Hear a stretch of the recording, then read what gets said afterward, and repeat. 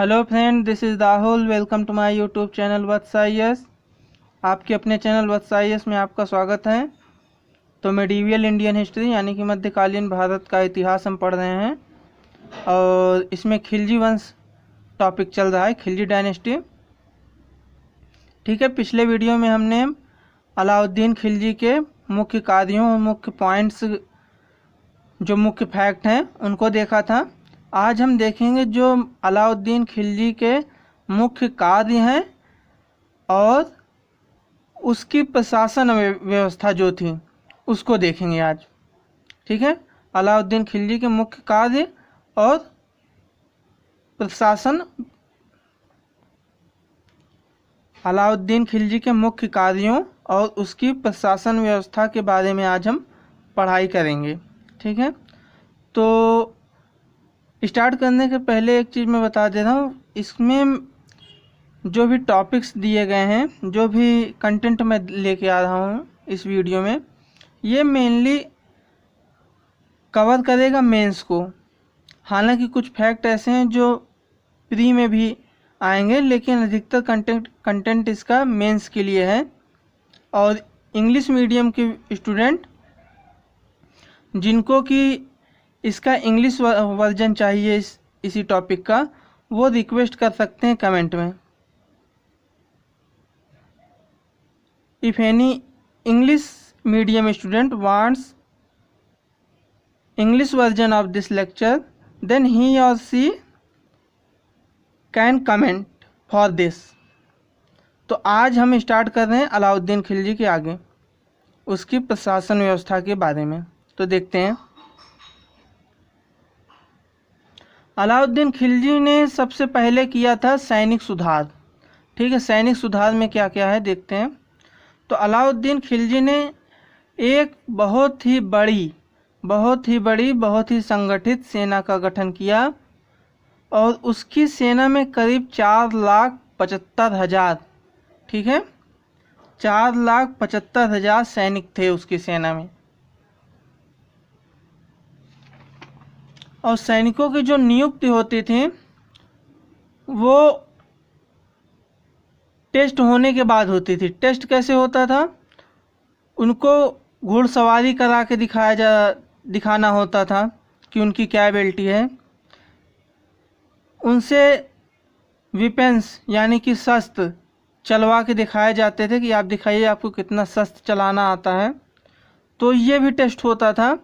इन सब परीक्षाओं से गुजरने के बाद जो भी उम्मीदवार इसको क्वालिफाई करते थे उनको सैनिक के तौर पर नियुक्त किया जाता था।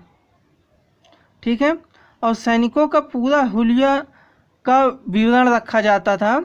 ठीक है, और सैनिकों को नगद वेतन देने की प्रणाली अपनाई गई। इसके पहले जो वेतन देने की प्रणाली थी वो ज़मीन में थी, उपहार में थी। ठीक है, इस तरह से दिया जाता था, किसी को डायरेक्ट पैसा नहीं दिया जाता था।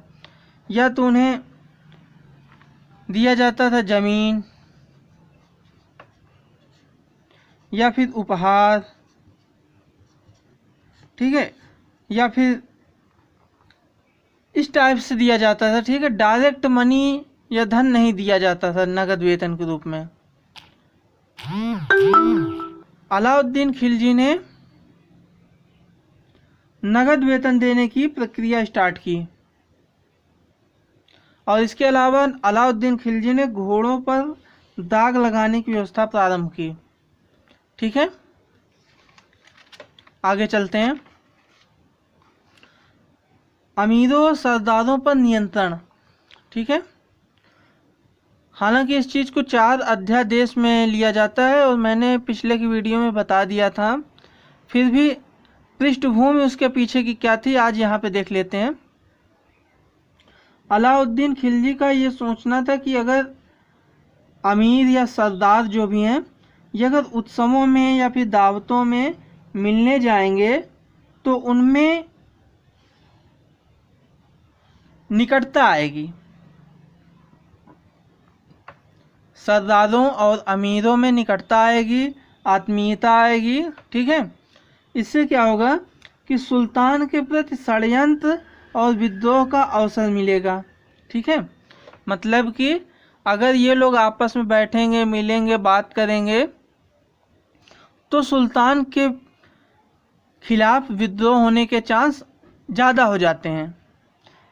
इसलिए उसने अपने दरबार के अमीरों और सरदारों पर कठोर प्रतिबंध लगा दिए कि आपको उत्सवों में नहीं जाना है, आपको गोष्ठियों में नहीं जाना है, सम्मेलनों में नहीं जाना है। ठीक है, इसके अलावा आपको मदिरा पान नहीं करना है, नशीली चीज़ें जैसे भांग आदि नहीं खाना। ये सब सारे प्रतिबंध उसने लगा दिए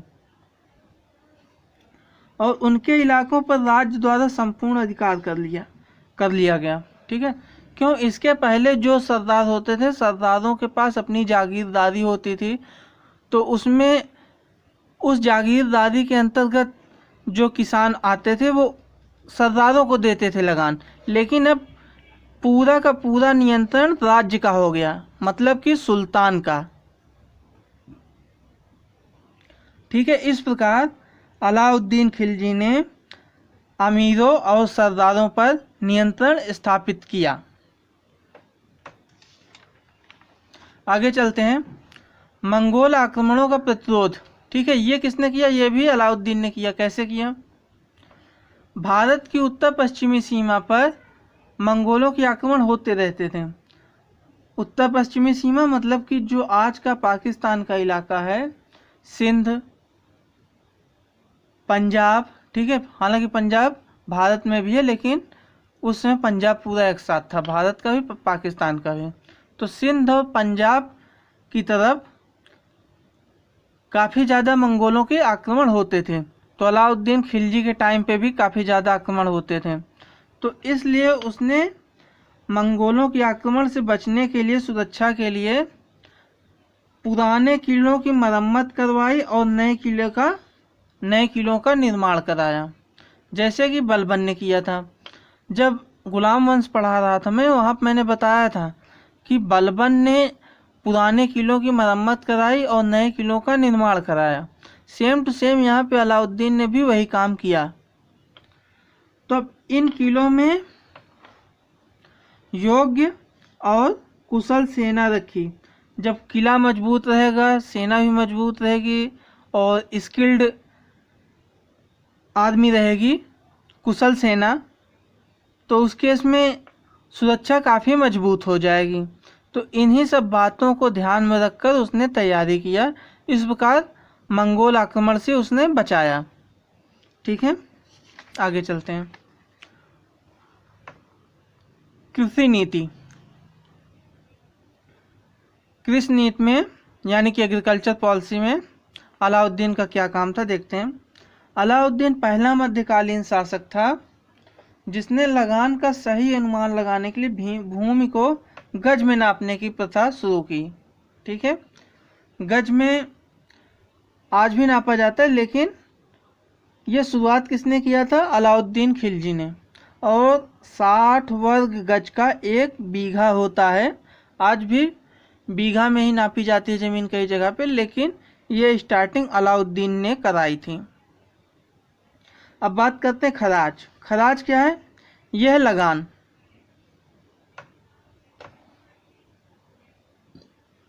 ठीक है, जो लगान होता था इसके पहले पैसे में लिया जाता था, लेकिन अलाउद्दीन ने क्या कहा कि हमें पैसे में नहीं चाहिए, हमें अनाज के रूप में चाहिए लगान। तो लगान जो लेना शुरू किया अलाउद्दीन खिलजी ने, वो अनाज के रूप में लेना शुरू किया। और इसके पीछे का जो मोटिव था वो ये था कि नगरों को, जो अलाउद्दीन खिलजी के शासन के अंतर्गत आने वाले शहर थे, नगर थे, उनको अनाज की पूर्ति सुचारू रूप से मिलती रहे, खाने की कमी ना हो किसी भी तरह से। इस वजह से अनाज के रूप में अलाउद्दीन खिलजी ने लगान वसूलना चालू किया। ठीक है, आगे बढ़ते हैं। अच्छा, लगान कितना होता था? लगान होता था कुल उपज का 1/2 यानी कि आधा।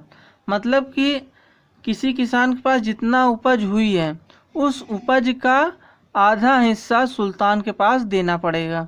ये था लगान का रूल। ठीक है, आगे चलते हैं बाजार नियंत्रण पे। मार्केट कंट्रोलिंग कैसे किया।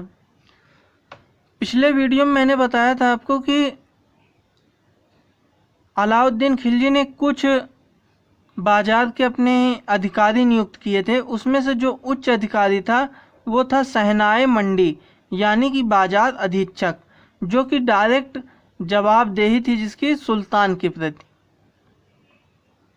ठीक है, सहनाए मंडी। तो ये जो सहनाए मंडी था ये देखता था कि दुकानदार लोग जो हैं वो बाजार में अपना काम सही तरीके से कर रहे हैं कि नहीं। सही काम का मतलब यहाँ पे ये है कि वो जो भी चीज़ें दे रहे हैं जनता को, ग्राहक को, उसकी माप सही तरीके से दे रहे हैं कि नहीं दे रहे हैं, घटतौली तो नहीं कर रहे हैं, या फिर अगर मूल्य उसका ले रहे हैं दाम तो क्या वो ज़्यादा नहीं ले रहे हैं। तो ये सब चीज़ें देखी जाती थी। और अगर कोई दुकानदार इसका उल्लंघन करता था, मतलब घटतौली करे या फिर ज़्यादा पैसा ले, तो उस केस में उस दुकानदार के अगेंस्ट एक्शन लिया जाता था और बहुत ही कड़ा दंड मिलता था उसको।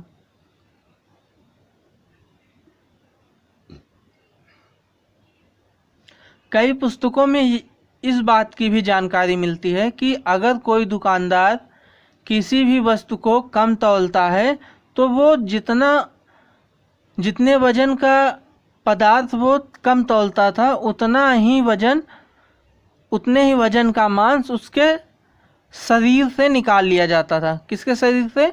उस दुकानदार के बॉडी से उतना निकाल लिया जाता था। ये अलाउद्दीन खिलजी का रूल था। तो इस कंट्रोलिंग से दुकानदार बहुत ही ज़्यादा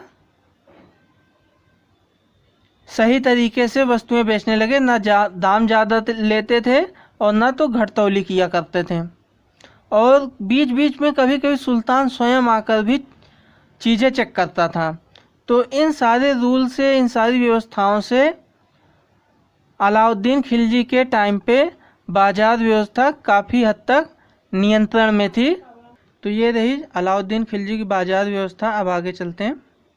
लास्ट में आता है निर्माण या स्थापत्य में अलाउद्दीन खिलजी का क्या योगदान है। तो एक बनाया था अलाई दरवाज़ा, इसको मैंने पिछले वीडियो में भी बताया था। ये कहाँ है? दिल्ली में। ये अलाई दरवाज़ा है कहाँ पे? पीछे के वीडियोस में आप पढ़ चुके हैं कि दिल्ली में कुतुल इस्लाम नामक मस्जिद बनाई गई थी। ठीक है, तो उसी मस्जिद में एक गेट लगवाया गया अलाउद्दीन खिलजी के द्वारा। तो उसी गेट का नाम है अलाई दरवाज़ा। क्लियर है? आगे हौज खास। ये हौज खास क्या है?